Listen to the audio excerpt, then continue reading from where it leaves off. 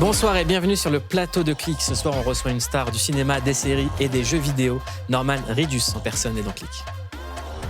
Daryl Dixon? I heard you were dead. Not yet. I don't know if this is the place I'm supposed to be. There's a word in French. Dépaysant. Like a nice change of scenery. Makes you look at things a different way. The paysan. I'm looking for a friend of mine. Please help me.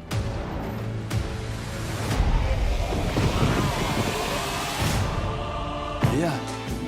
All right. Bienvenue. Hi, hello. Ça va bien? Bonjour, bien. Vous parlez un peu Bien, français, shit, fuck. mais bien évidemment. Yes. Évidemment. Yeah, I'm good. Vous parlez français? Not so well. Bon, No. on va avoir une traduction quand même.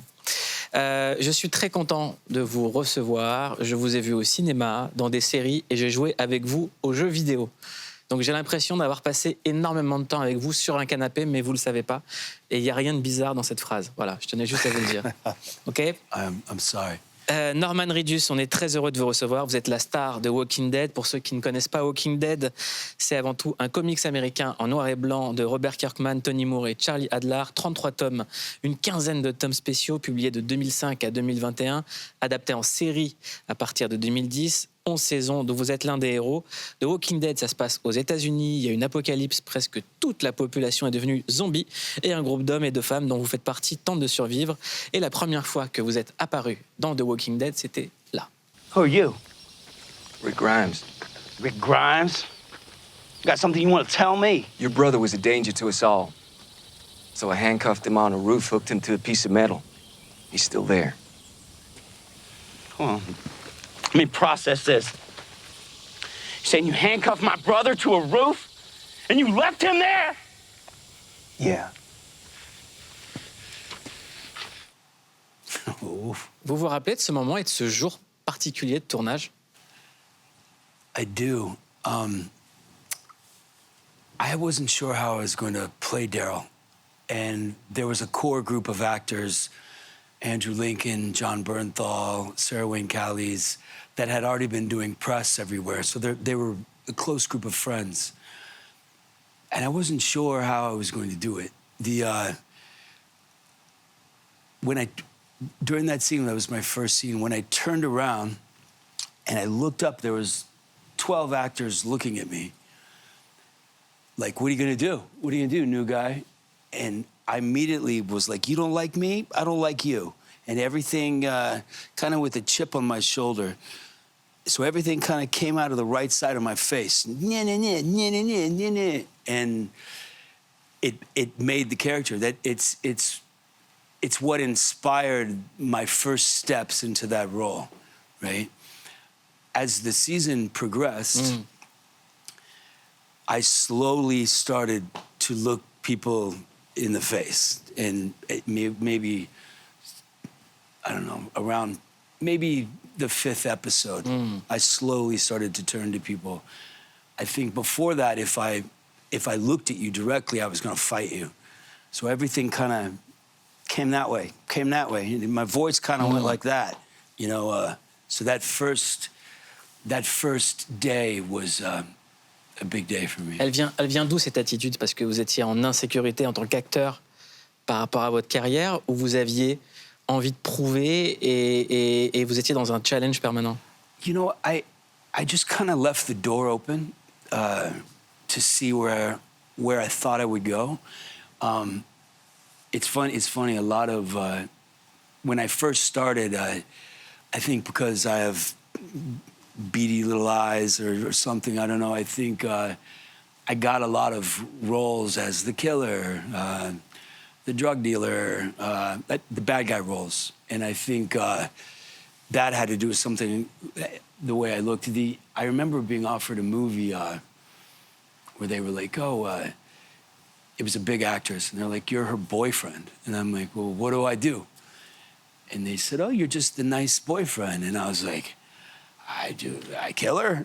What do I do? "Oh, you're just the nice guy," and I turned it down because I thought I could only play parts like that, or at least at the beginning of my career, I was comfortable being shady, I guess. But that role in particular, you know, I went to Los Angeles for pilot season, and that's where you go and you read a bunch of television scripts. And it was my first time to look for TV.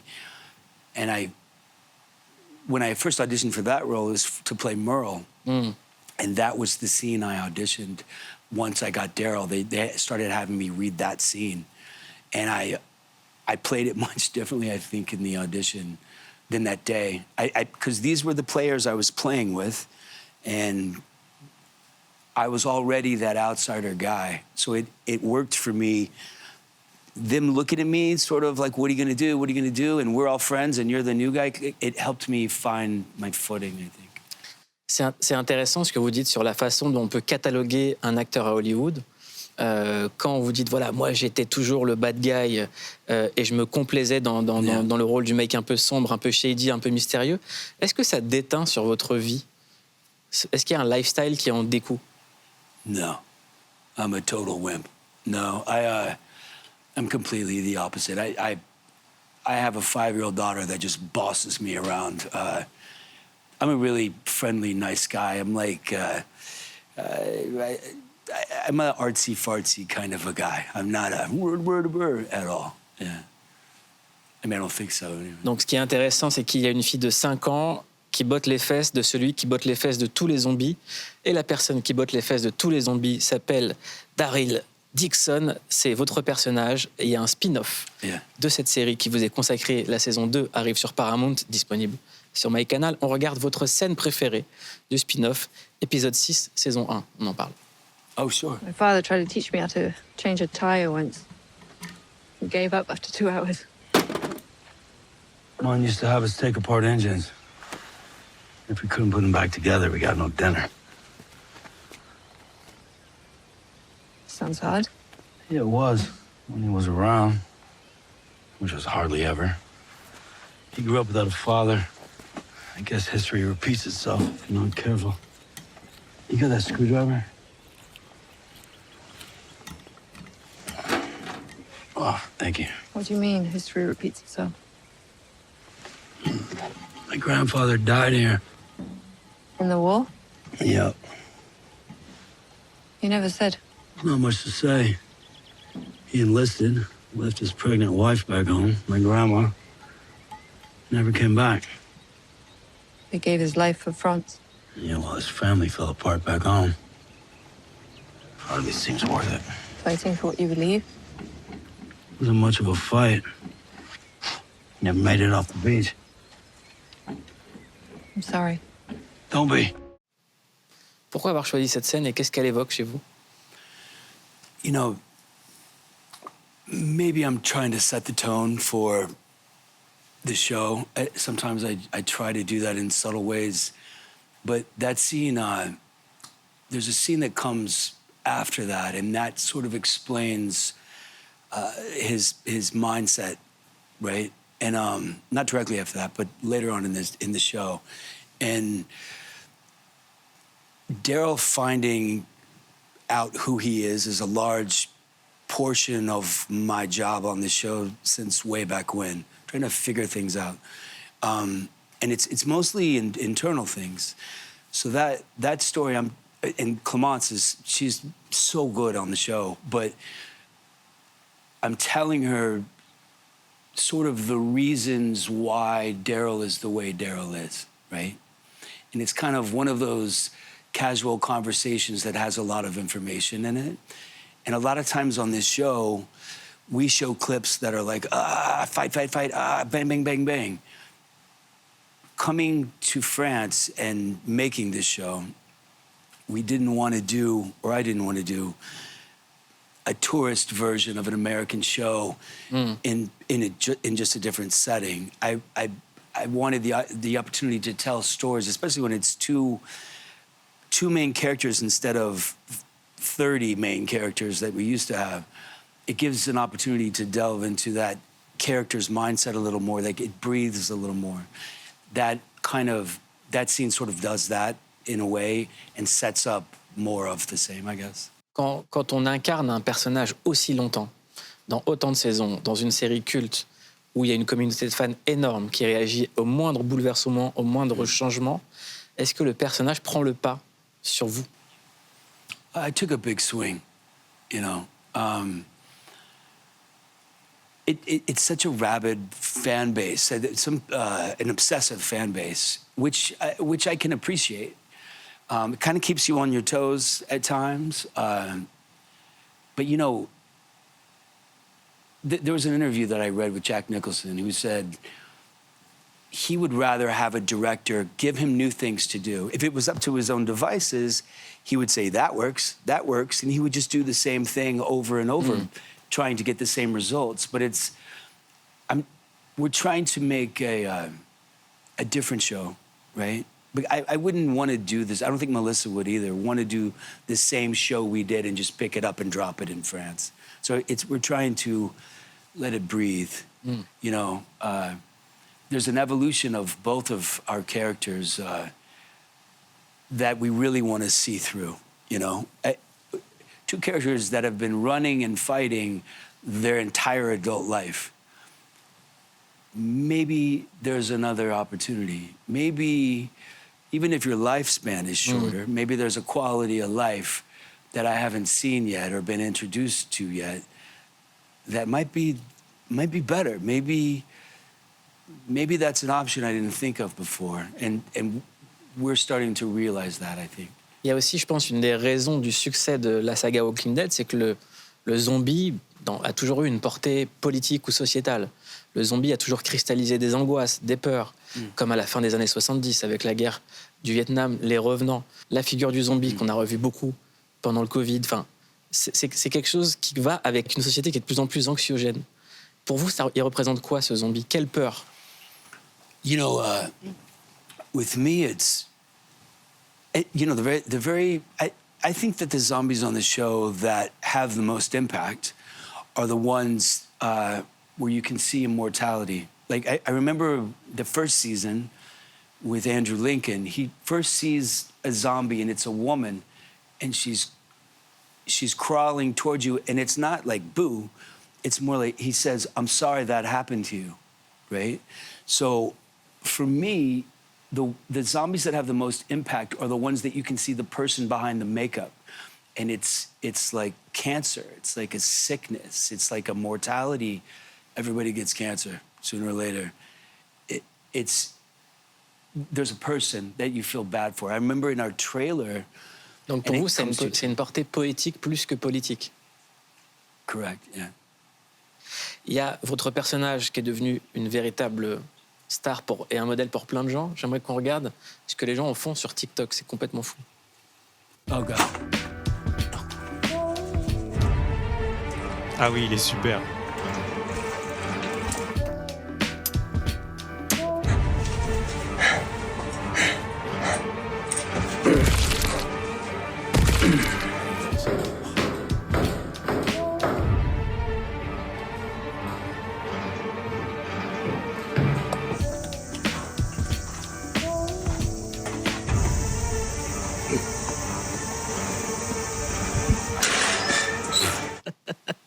He's great, that guy. Yeah, I know who that is.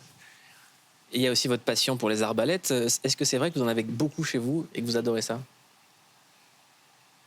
Yeah, I think it's a felony, but yeah, I have a lot. Yeah, I steal them from set. Yeah, over the years, so I have a pile. Et qu'est-ce que vous faites avec votre arbalète à la maison? Vous la regardez? I just put them in the corner, pretty much. I have a lot of crossbows. I have a lot of knives. I have a ton of knives. I have a bunch of vests. I've given away some to charity or people, you know. But the crossbows I kind of have. I think I've given some of those away as well. Il faut que je vous présente un rappeur français qui s'appelle Zoukoumaïzi 667. Il est comme vous, même passion des arbalètes. C'est un des meilleurs rappeurs français. Avant de devenir la star de Walking Dead, vous avez fait une apparition dans une autre série culte. On regarde, c'est votre petit archive dossier, c'est votre Baboomba. Et Boomba Et Boomba Baboomba Et Boomba. Ah oui. You. How'd you do that? I told you, I'm a witch. I just kind of wanted to see how you'd feel about it before I went any further into the relationship. I can see that you don't feel so very good about it. Let me just get my head around this. I mean, you don't see stuff like this every day. Yeah.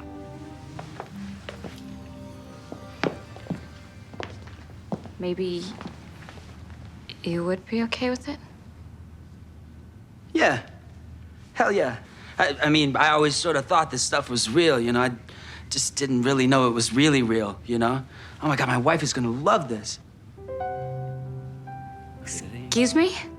Did I just say wife? You're married? You never told me you were married.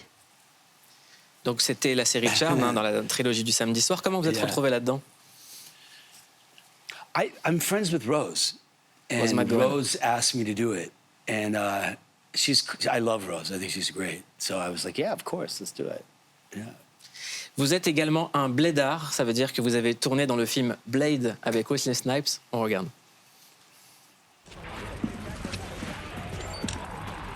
Tell me something, Skid. No, man, it's Scud. Scud like stud. Scud. Whatever. Je m'en souviens. What you doing here? Pimpmobile? Just a little aftermarket modification. Nitrous oxide, shit like that. Oh, yeah. You gave it a more aggressive exhaust profile ramping. Yeah, the whole package will crank that Betty up maybe 300 horsepower. You burn the damn thing out before your next oil change. Where'd you dig up this shitbird anyway? Yeah, the great Chris Christopherson right there. Yeah, I became friends with Chris on set, and I tell everybody this story. It's probably not appropriate, but I'm sitting in my trailer, I have my shirt off, and I'm watching Bob Dylan documentary, Don't Look Back, right? And he knocks on the trailer, what are you doing? And I said, oh, I'm watching this thing. He goes, scoot over. And he didn't have a shirt on either. And we're sitting there, and he's telling me all the behind-the-scenes story, the Bob Dylan. He's like, Wow. Joan Baez, this and this and that. And I looked down, and I was like, we have the same nipples, right? So Chris and I went around to set going, look, we have the same nipples. It's like I'm such a huge Chris fan that I tell everybody that story. Yeah, it's ridiculous, but Vous avez une vie incroyable avec énormément d'anecdotes. On a l'impression que vous avez eu 1000 vies. On va commencer à vous raconter des anecdotes et vous dites si c'est vrai ou pas, ok? Sure. Mais je crois que tout est vrai. Oh boy. On commence avec celle-ci. Il semblerait qu'à côté de votre carrière d'acteur, vous collectionnez des implants mammaires. Collect what? I don't collect them. I just was sent a bunch of them for a while. Yeah, somebody sent me one, and then Stephen Yun was doing an interview with CNN, and I threw it at his head in the middle of the interview. And then people started sending me not only their breast implants, but yeah, I got a lot. Yeah, it was gross. Vous avez fait partie d'un gang de motards avec Lady Gaga et vous lui avez renversé une canette sur les fesses. Yeah, that happened. Yeah, that's true. I was in a music video with her. Yeah, there, right there. And she's great, by the way. Vous avez fait de la moto et bu un petit café posé en plein désert avec Keanu Reeves en personne. True. On regarde, on en parle juste après. That's true. Sure. How'd you get into motorcycles in the first place? When I was a kid, I grew up in Toronto, Canada, and every summer, motorcycle gangs would come into the Yorkville. I just remember as a little kid, 11-year-old, going like, freedom. It felt like freedom. It felt like alternative. It felt like power. You know, like, I think I'd come in, camaraderie, the whole thing. And so it began. Dans cette émission, on sent une vraie complicité avec Keanu Reeves, qui est un personnage à part dans Hollywood et qui, comme vous, est également dans les jeux vidéo. Lui, c'est dans Cyberpunk, et vous, c'est avec Hideo Kojima, le génie absolu, qui a créé, entre autres, Metal Gear. C'est qui Keanu Reeves pour vous? Yeah. I love Keanu. He's one of the coolest guys. I originally, I was trying to get him on my motorcycle show. And I think I first met him at a red light. And someone goes, beep, beep, hey, Keanu. And I'm like, oh, hey. And but I was up at the top of Mount Fuji in a snowstorm.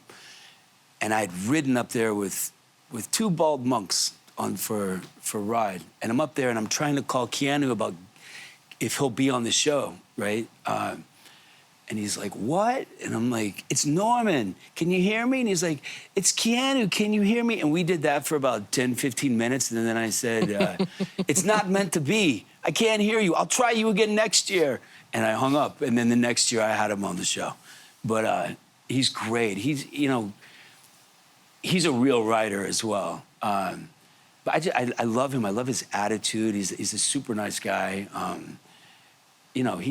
He's very serious when he wants to be serious. And I was in Ballerina with him recently. His birthday was the other day. I just texted him. But he's Keanu Reeves, man. He's great. Si vous cherchez un motard français pour rider dans une émission, je vous conseille Omar Sy. C'est un très grand motard et c'est un très grand acteur. Cool. Autre anecdote, il paraît qu'autour de votre œil, il y a du titane. Est-ce que c'est vrai? I do, yeah. Where's the camera? So this whole area right here is metal. I was in a car accident in Berlin. I went to the Berlin Film Festival where I was supposed to go and receive something. A friend of mine sings in a band, called me and said, hey, you're in Berlin, come to the concert. And I said, I can, but I got to go meet a director at this hotel afterwards.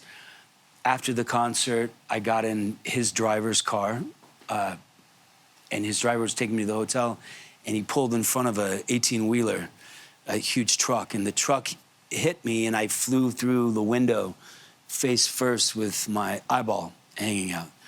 I woke up in the hospital, a German nurse upside down, and I'm like, and she, and multiple surgeries. I have 4 screws in my nose. But yeah, this whole area right here is titanium from that. Et comment ça va maintenant? I get headaches a lot. Also, bright lights sometimes affect me. Vous voulez qu'on baisse? Pardon? Vous voulez qu'on baisse? I wear sunglasses more than I should, but I'm okay right now. If it's really cold outside, I get a headache. If it's really hot, I get a headache.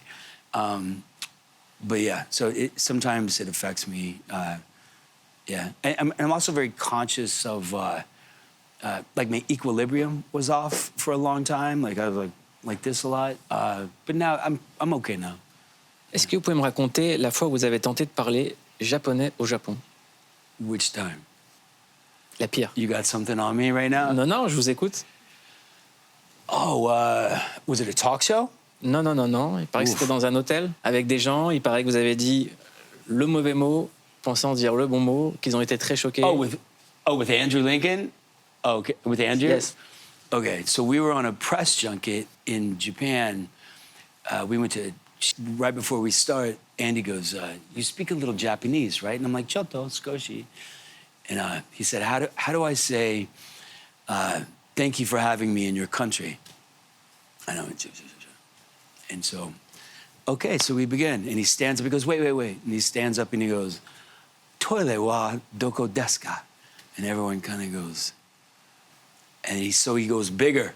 Toilet wa doko desu ka? Right? And I'm just, and then he sits me down and he goes, what did I just say? And I said, you just asked where the toilet was on live TV. So if you have a clip, play that, because that's fantastic.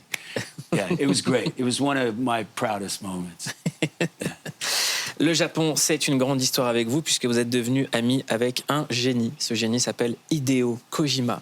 Il a fait de vous le héros de Death Stranding, qui est son jeu vidéo le plus ambitieux, où on incarne Norman Reedus avec un sac, dans un monde apocalyptique, et on doit faire plein de choses bizarres, notamment croiser Léa Seydoux dans ce monde extrêmement étrange.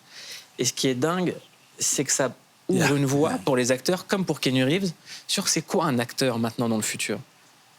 Est-ce que c'est juste sur un plateau de tournage, ou est-ce qu'incarner un rôle dans un jeu vidéo est aussi important que dans un film ou que dans une série? Yeah, it started off, Guillermo del Toro called me and he goes, look, there's a guy named Hideo Kojima that's going to call you, just say yes. And I said, what are you talking about? He goes, don't be an asshole, Norman, just say yes. He called me. I was in San Diego, and Hideo came with some of the people that he works with, and he showed me what he was working on, and it was a Silent Hills game. it was so mind-blowing. I instantly knew why everyone was talking about Hideo and why Guillermo called me.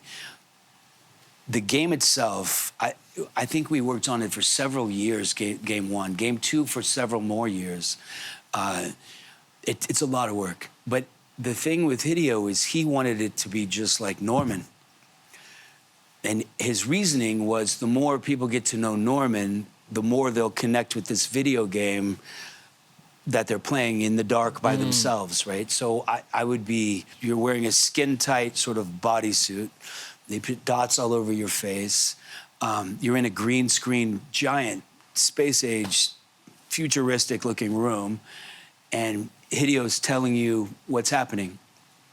Like there'll be a doll on the ground, and he'll say, pick it up and cry. And you're like, why? And he'll explain to you, and you won't know why. But you just trust Hideo, and you do whatever he says because he's got a vision, and you believe the vision.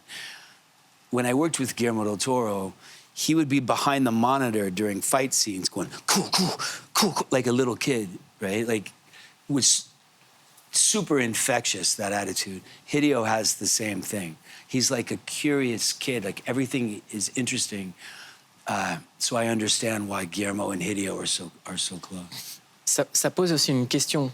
Aujourd'hui, on parle beaucoup d'intelligence artificielle, on parle beaucoup d'IA générative qui permettent de faire des films sans forcément aller tourner des images. Est-ce qu'à l'avenir, vous pensez qu'un acteur, c'est quelqu'un qui aura juste à prêter son visage, sa voix, ses expressions, et de même pas aller sur un tournage? Parce que vous avez eu un avant-goût du futur avec Hideo Kojima. I'll tell you what Hideo says.